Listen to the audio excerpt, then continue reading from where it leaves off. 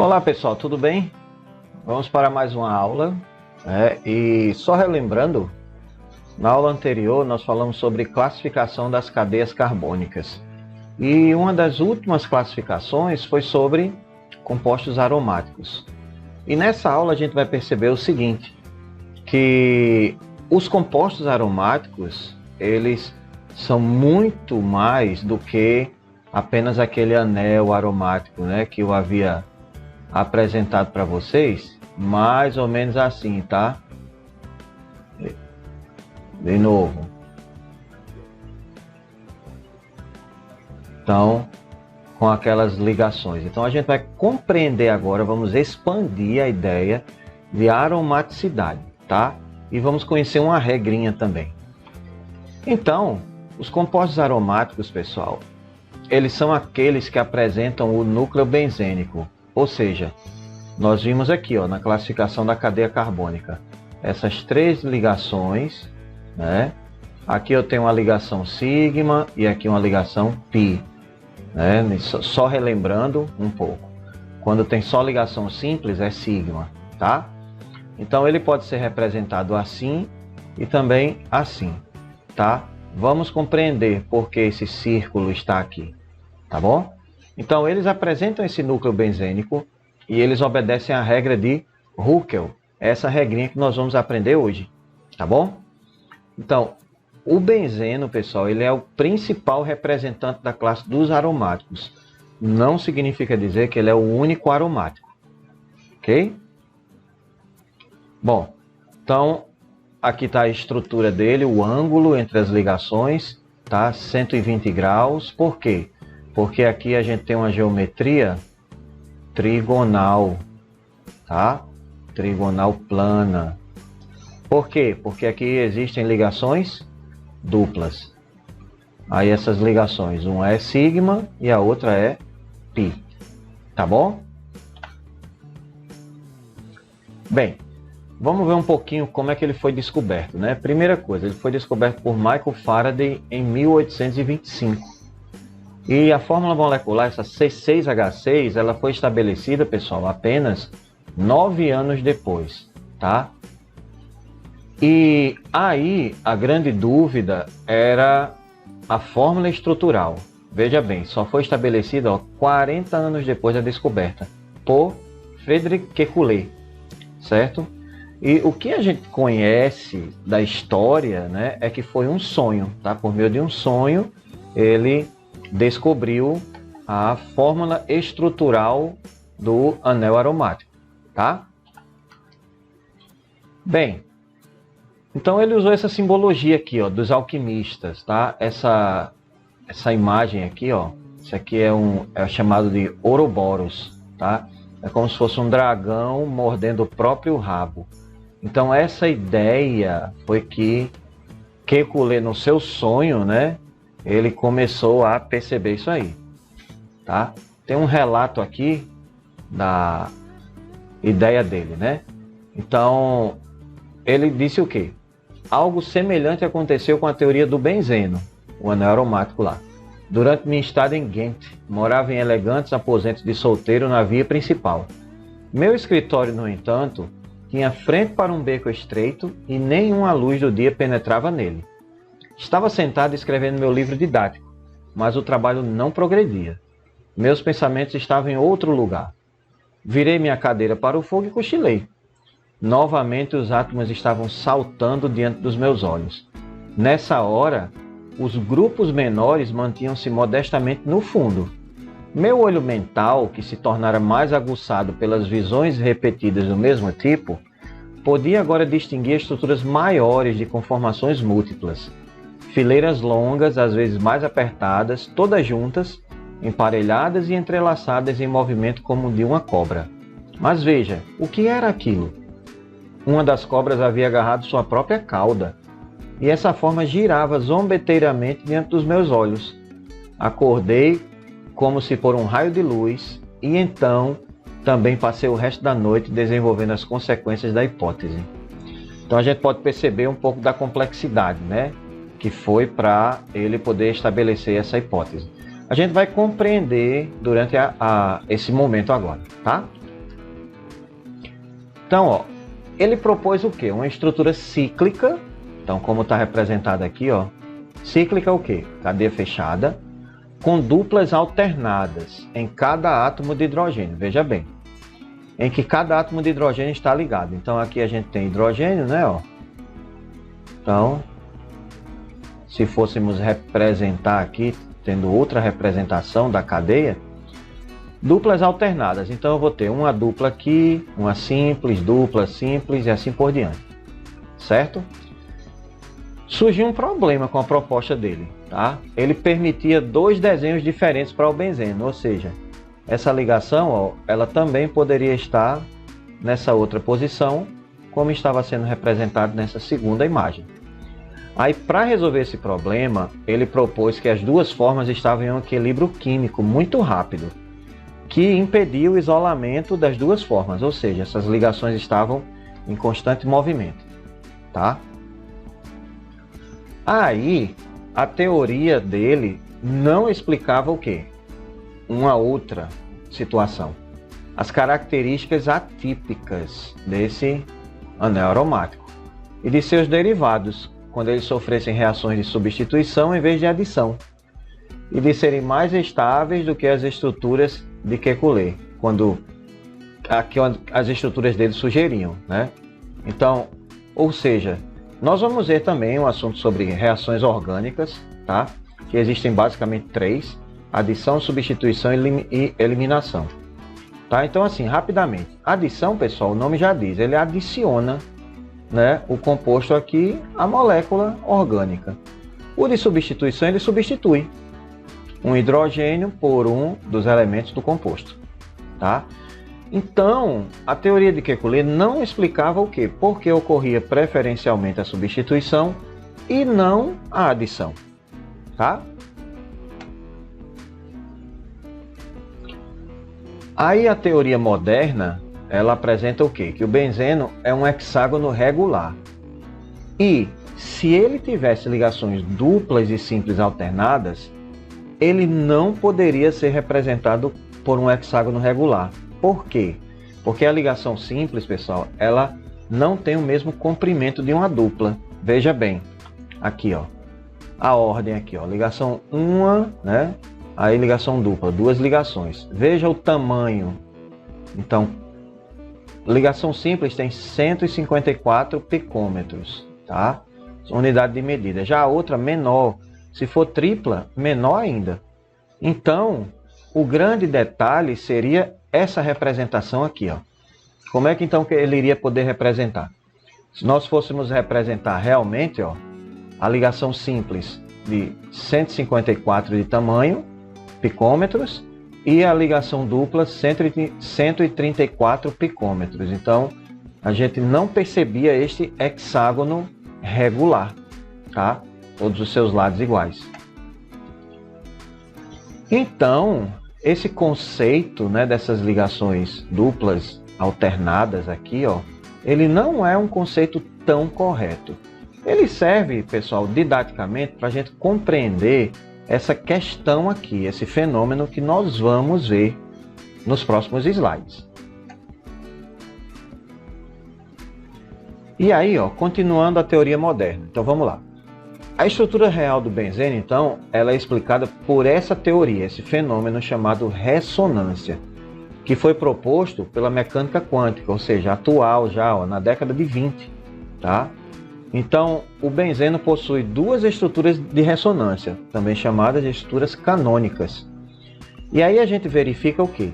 Que todas as ligações têm o mesmo comprimento. Ao invés de uma ser 154 e a outra ser 134, agora, ó, todas elas são 140 picômetros, indicando o quê? Que nenhuma das duas estruturas é a estrutura real, certo?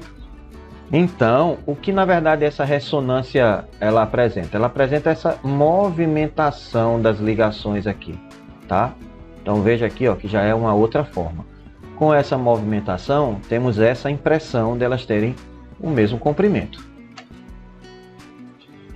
Bem, e aí, de acordo com a teoria de ressonância, pessoal, sempre que duas ou mais estruturas de Lewis podem ser escritas para uma molécula que diferem apenas na posição que os elétrons se encontram, nenhuma dessas estruturas ela deve estar completa. Deve estar como? Ela deve estar em completa concordância. Nenhuma das estruturas deverá estar em completa concordância com as propriedades físicas e químicas dos compostos. Então, a estrutura real é um híbrido de ressonância das estruturas canônicas. E aí o círculo, né, que eu havia falado antes, ó, ele representa o quê? O movimento contínuo e deslocalizado dos elétrons π das ligações duplas, porque a gente sabe que na dupla um é sigma e a outra é π, certo? Então, essa movimentação dos elétrons π é representada por esse círculo, tá?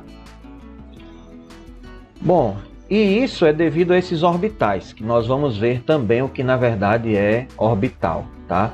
Então, orbital, resumidamente falando, é a região do espaço, pessoal, onde a probabilidade de encontrar um elétron é maior. Então, a gente tem toda a região do espaço. Onde é que eu posso encontrar um elétron? Onde é maior essa probabilidade? Dentro de um orbital. E aí nós temos aqui a conformação do orbital P, tá? E é só para que a gente possa perceber o quê? Que os orbitais P estão paralelos no anel, certo? Ó, orbitais P paralelos, conjugados, tá? Então, só para a gente perceber essa questão aí, ilustrar. Depois nós vamos ver um pouquinho mais sobre orbitais, certo? Então, nós temos novamente, ó, essa questão aqui dos elétrons π deslocalizados. Aí a gente consegue compreender tendo uma visão desses orbitais P. Ó, eles estão em constante movimentação, ó, os orbitais aqui, ó, tá? Na animação aqui do lado esquerdo, olha o que é que acontece. As ligações π, ó, se movimentando. Ou seja, os elétrons π deslocalizados. Bom, e aí, ressonância é o quê? É a mistura de estruturas com o mesmo arranjo de átomos, mas com arranjo de elétrons diferente. Isso diminui a energia da molécula, porém, aumenta a sua estabilidade, ou seja, a capacidade dela permanecer nesta situação, tá? E aí, nós temos essa energia de ressonância, que significa o quê? Tá? Que é a diferença entre a quantidade de calor realmente liberada e a calculada, com base na estrutura de Kekulé, certo? Então é só para a gente compreender por que a gente precisa compreender esses conceitos, pessoal. Porque, resumidamente falando, né, a gente precisa compreender isso aí. O que significa então dizer que um composto é aromático? Significa dizer que seus elétrons π estão deslocalizados, ou seja, espalhados em todo o anel, e que o composto é estabilizado pela deslocalização desses elétrons. Tá bom? E aí, as principais características do composto aromático são a tendência de sofrer reação de substituição em vez de adição, mesmo se for altamente insaturado, ou seja, tiver ligações duplas, né? Muitas ligações, e ele possuir estabilidade maior que a esperada, devido à energia de ressonância que vimos anteriormente esse conceito. Então tudo isso, pessoal, serve para a gente ilustrar, certo? Ilustrar a seguinte situação, que caiu no Enem, né? Uma questão que diz o quê? O benzeno é um hidrocarboneto aromático. Em termos de reatividade química, quando um eletrófilo se liga ao benzeno, ocorre a formação de um intermediário, o carbocátion. Por fim, ocorre a adição ou substituição eletrofílica.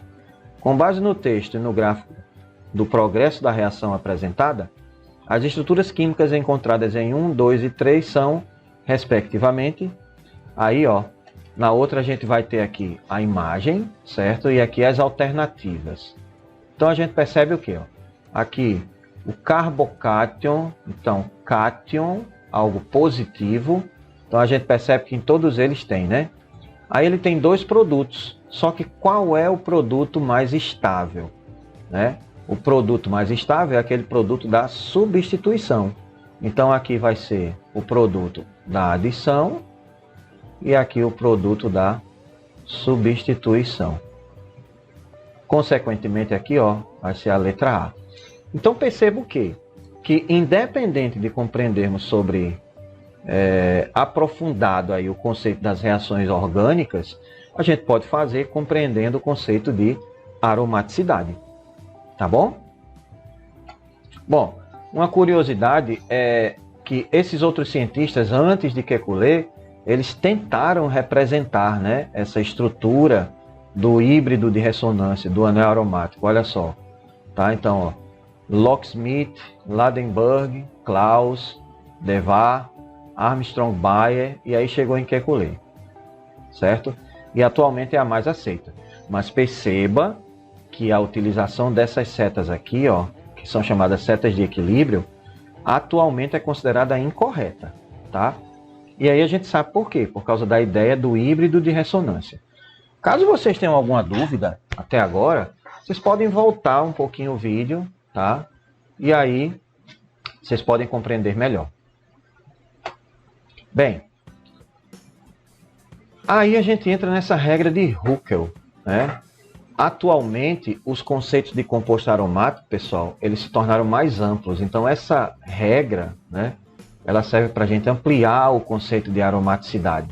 Não só pensar no anel aromático como aquele anel benzênico, né, que a gente faz assim, ó. Tem aqui, aí aquelas ligações estão aqui. Então, a gente diz aqui, esse é aromático. Será que existe outro? Então, é aí que entra a regra de Huckel. Tá? Então, hoje o homem conhece compostos aromáticos que não possuem o núcleo benzênico, ou seja, não possuem esse aqui, ó. Esse núcleo que é colocado aqui, a estrutura do círculo, né? Que são os elétrons π deslocalizados em movimento. E em 1931, o físico Erich Huckel criou essa equação matemática, tendo como base novamente a mecânica quântica, né? Que permite avaliar o que? Se um composto é aromático ou não. A equação ela é aplicada apenas para compostos monocíclicos planos, que é o que? 4n mais 2 é igual ao número de elétrons π. Se n for um número inteiro, 0, 1, 2, 3, 4 e assim por diante, o sistema vai ser aromático. Caso contrário, não. Vamos ver alguns exemplos aqui? Então, olha só. Se você fizer esse cálculo aqui, ó, nós temos 4n mais 2 é igual a 6. Né? Isso aqui é o quê? Número de elétrons π, pessoal. Olha só. Cada um deles aqui tem 2. 1, 2, 3, 4, 5, 6. Então, é por isso que aqui nós temos 6 elétrons π. Se você fizer esse cálculo, n vai dar igual a 1. O composto é aromático. Mas você olha para isso e você diz, e agora? Aí vamos lá. Como cada um tem 2, vamos contar. Ó. 2, 4, 6, 8, 10, 12, 14, 16, 18. Então aqui eu tenho 18 elétrons π. Se você fizer os cálculos, vai dar um outro número inteiro. É aromático. Tá? Já esse outro, ó, tem aqui 1, 2, 3, 4. Então aqui eu tenho 8 elétrons π. Se você fizer esse cálculo, ele vai dar 1,5. Não é o número, né, inteiro. Então, ele não é aromático. Tá bom? Bom, alguns exemplos aqui de compostos heterocíclicos. Heterocíclico é o quê? Cadeia fechada, porém, ele apresenta um heteroátomo aqui, ó, como nitrogênio, oxigênio e enxofre. Então, os principais exemplos de compostos aromáticos, mas eles não possuem um núcleo benzênico, são esses aqui, ó. O pirrol, né? Se você for ver, você vai ver que tem elétrons π aqui. Ah, e aqui tem, ó, nitrogênio, tá? Nitrogênio faz 3 ligações, então aqui tem elétrons deslocalizados. Então, 6 aqui, ó. 2, 4, 6. Então, ó, pirrol. Furano, ó, 2, 4, 6. Então, esse valor aqui, se você fizer, n vai dar igual a 1, n vai dar igual a 1, e aqui também n vai dar igual a 1, certo? São aromáticos, porém, eles não apresentam, pessoal, eles não apresentam essa estrutura aqui, ó, a estrutura típica de um anel benzênico, ok? Isso graças ao que? A regra de Huckel, tá? Um outro exemplo, nós podemos ver a piridina também. Então, nós temos aqui, ó, 6 elétrons, ó, 1, 2, 3 ligações π, 6 elétrons deslocalizados, e o resultado aqui vai dar um número inteiro, certo? Então, a regra de Huckel, ela serve para que nós possamos compreender a aromaticidade dos compostos, ok? E compreender a aromaticidade, pessoal, a gente pode compreender a estabilidade também, tá? Pode compreender o quê? Que as reações de substituição, elas são mais possíveis de ocorrer do que as reações de adição nos compostos que apresentam anéis aromáticos, tá bom? Na próxima aula, nós vamos dar continuidade ao nosso conteúdo e nós vamos ver um pouquinho sobre hibridização do carbono agora, tá?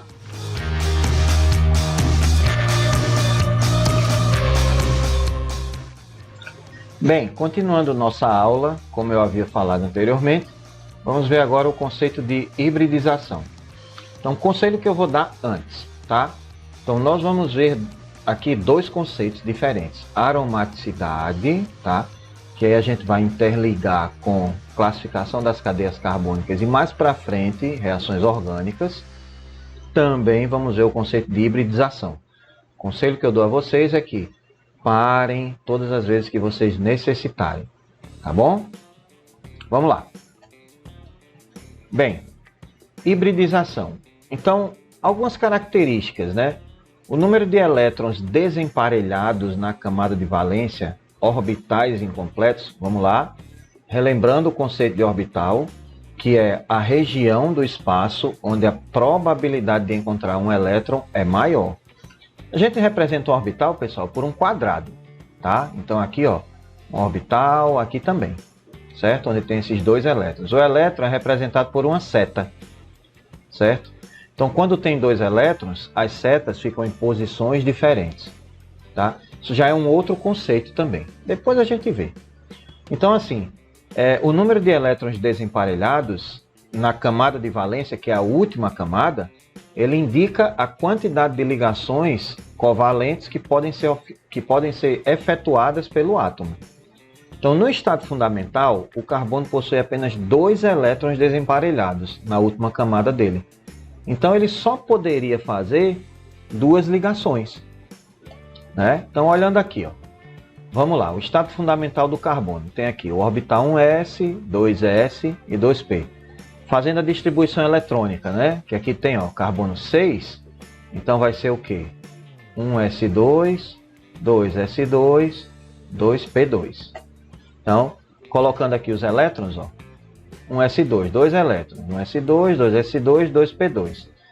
Quando tem assim, primeiro a gente coloca, normalmente por convenção, tá? As setinhas para cima e depois para baixo. Depois que tiver tudo completo para cima, coloca para baixo. E a gente percebe, ó, que tem 2 elétrons desemparelhados. Teoricamente, quando fosse fazer uma ligação, só utilizaria esse e esse. O orbital vazio, não. Tá? Então a gente olharia e diria, o carbono só faz 2 ligações. Mas até agora a gente viu que o carbono é tetravalente. Faz 4 ligações. Vamos continuar então. Então, ó. Para que o carbono atenda essa tetravalência que foi proposta por Kekulé, né, ele sofre hibridização, né, como lá em Dragon Ball, ó, fusão, né?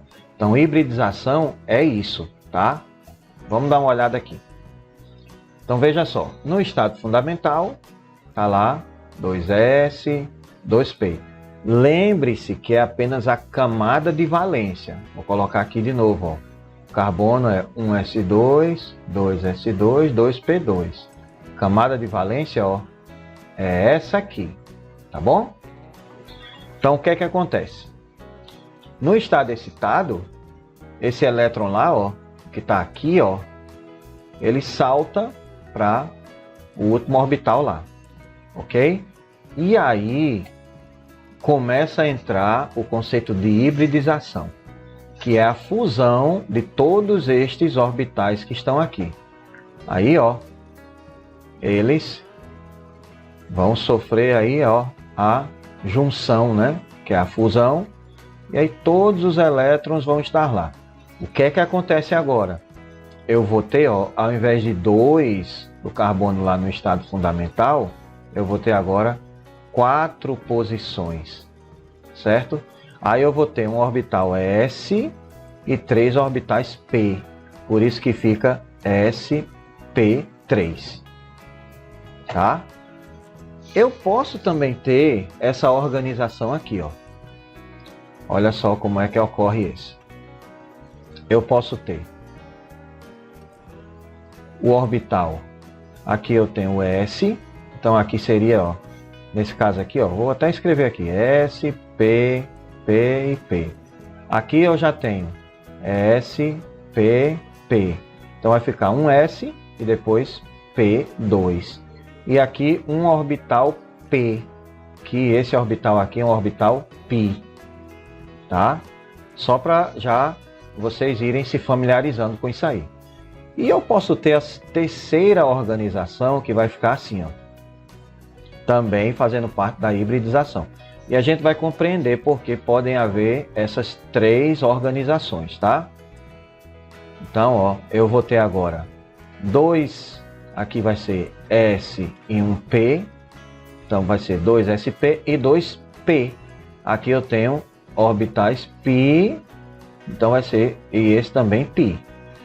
Então, sp3 é quando eu tenho, ó, só ligações simples. sp2 é quando eu tenho 2 ligações simples e uma dupla, tá? sp é quando eu tenho ou 2 ligações duplas ou uma ligação simples e uma tripla, como está representado aqui, certo? Vão ter algumas questões aqui que a gente vai fazer para compreender melhor. Mas não se preocupem que sobre esses conteúdos que estamos vendo hoje, nós teremos uma aula com somente exercícios para aprofundar nossa compreensão, ok? Vamos lá. Então a hibridização, pessoal, é um fenômeno que permite o átomo realizar o maior número de ligações e com isso ele sofre um aumento na sua estabilidade. Então, hibridização consiste em quê? Fusão de orbitais atômicos incompletos, originando novos orbitais em igual número. E estes novos orbitais são chamados de orbitais híbridos. Como eu havia falado anteriormente, né, sobre o conceito de orbital, caso você tenha alguma dúvida, volta um pouquinho o vídeo aqui e você vai compreender. Tá bom?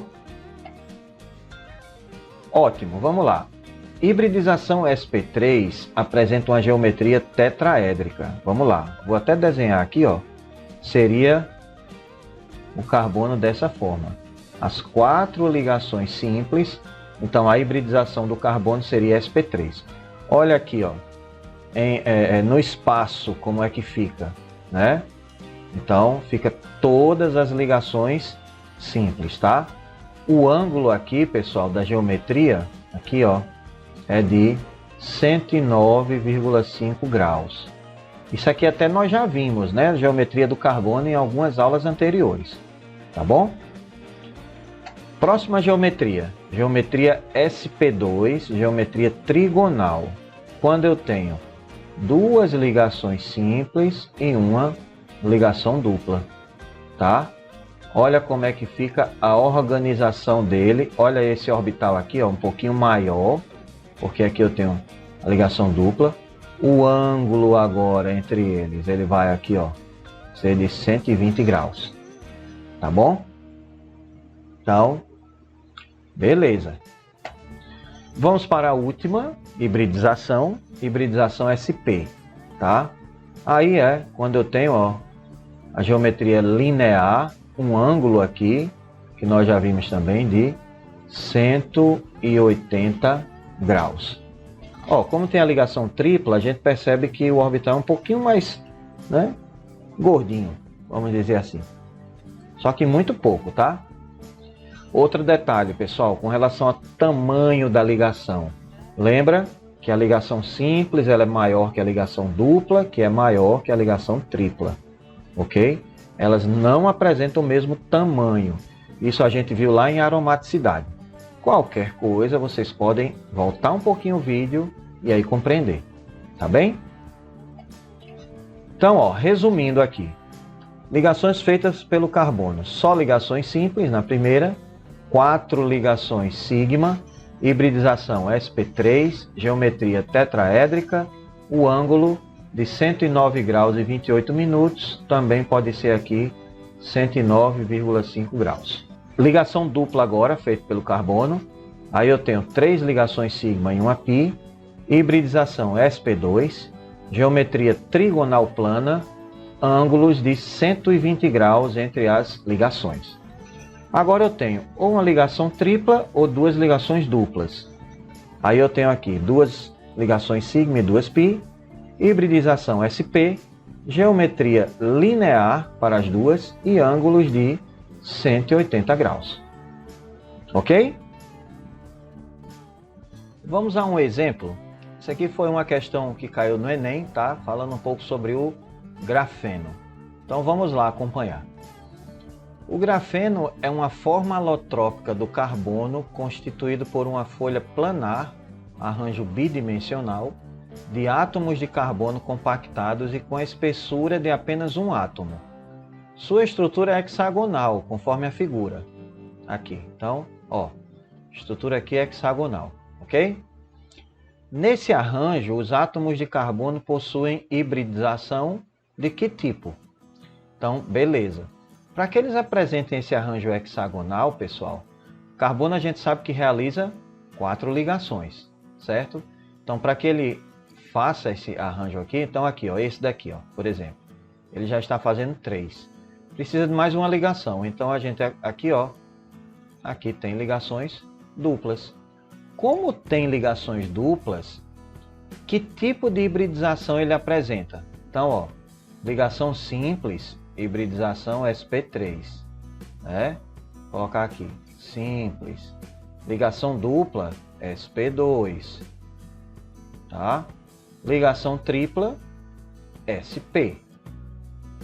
Então aqui, ó, bem simples, hibridização sp2 de geometria trigonal planar. Perceberam como é bem simples a gente saber essa questão de hibridização? A gente vai ver mais um aqui, mas antes uma observação, tá bom? Então, a relação de saturação, ou seja, ligação simples, dupla ou tripla, e hibridização do carbono também serve para outros átomos. Por exemplo, no caso aqui, ó, tá? Aqui a gente tem a estrutura tridimensional, nitrogênio, tá? Olha o que é que acontece. O carbono aqui, ele é um carbono sp3. Consequentemente, o nitrogênio também apresenta hibridização sp3. Neste caso. Já no outro caso, ó, o carbono aqui é um carbono sp2. E aí o nitrogênio vai apresentar agora a hibridização sp2 por causa da ligação dupla. Da mesma forma aqui, ó, o oxigênio devido à ligação dupla. E aí percebe o seguinte agora, ó, olha a hibridização do nitrogênio neste caso, porque a ligação é tripla. Ele adquire a mesma hibridização do carbono, tá bom? Então a dica importante aí a respeito da hibridização de outros elementos, de outros átomos, além do de carbono, tá bom? E aí, sabendo disso, vamos ver uma questãozinha aqui, ó, que diz: considerando o átomo de nitrogênio que se encontra do lado mais esquerdo da estrutura do ciprofloxacino, o valor que mais se aproxima do ângulo de ligação CNC é... Ele está querendo saber aqui, ó, C, aqui o N, e aqui C. Está querendo saber essa parte aqui, certo? Perceba que o nitrogênio faz 3 ligações já, tá? Então, 5 elétrons na camada de valência, grupo 15 da tabela periódica. Então, ele já faz. Como é que ficaria isso aqui? Vou só representar aqui, ó, C, nitrogênio. Deixa eu colocar aqui no local que... Aqui. C, nitrogênio, e aqui C, e aqui, ó, o hidrogênio. Perceba que eu só tenho ligações simples. Se as ligações são simples, aqui eu vou ter hibridização sp3. Na hibridização SP3, pessoal, o ângulo é de 109 graus e 28 minutos. Ou 109 graus, 109,5 graus, que é a letra C. Ok? Bom, uma outra aqui, que diz o seguinte: com base na parte da estrutura da resina ureia-formaldeído abaixo, desconsiderando tensões estruturais, identifique a hibridização e os ângulos de ligação que o carbono da carbonila e o nitrogênio apresentam. O que é carbonila? Então é isso aqui, ó, quando tem assim, ó, C-O, certo? Então ele quer saber aqui, eu vou só circular um, a gente tem 4 carbonilas, e ele quer saber também a hibridização do nitrogênio. Veja que aqui apresenta uma dupla ligação. Então se é dupla, hibridização sp2. Nitrogênio, só simples ligação ao redor dele. Então é sp3. Consequentemente, C, sp2, e aí o ângulo aqui é de 120 graus, geometria trigonal plana, nitrogênio, sp3, ângulo aproximadamente, né, que ele coloca aqui, 104 graus, então geometria tetraédrica. Consequentemente, a alternativa correta é a letra A. Tá bem? Então, pessoal, percebam o seguinte, que hibridização é bem simples de você saber as diferenças uns dos outros, tá? Então, na aula de hoje nós vimos 2 conceitos. Aromaticidade, né, que a gente percebeu o quê? Que nem todo, né, o anel aromático não é só representado pelo anel benzênico, certo? E percebemos também que isso é graças à regra de Huckel, né? Que a gente tem lá aquele valor, 4n mais 2 é igual ao número de elétrons π, tá bom? E nós vimos também o conceito de hibridização, no qual nós temos 3 conformações, sp3, sp2 e sp. Qualquer dúvida, voltem um pouquinho o vídeo e vocês vão compreender, tá bem? Então, pessoal, até a próxima aula e um grande abraço. Tchau, tchau!